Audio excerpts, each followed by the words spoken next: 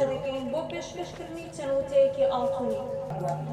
لا نووسیندا لە مناسەبەکانی مەکتەبدا چەندەها تەمسیلێمانە بووە، چەندەها فێرقەیان دروست کرد بوو. من ڕسمەکانم لایە و مەجموعەیەکشم هێناوە بە دوای بە کاک عەلی دەڵێم کە کوڕ و کچێکەڵ بوو ئەو زەمان.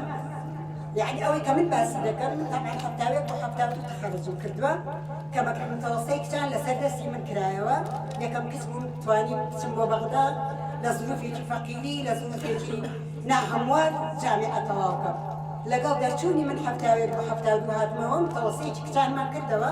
جا بزانن چەند ساڵە کچ و کوڕکێکەڵ زۆربەی کوڕەکان کە ممکن ئێستا حەیب لێرە نین زۆربەیان لەگەڵ کچەکان دوو شوعبەی کچ بوو دوو شوعبە کوڕ بوو.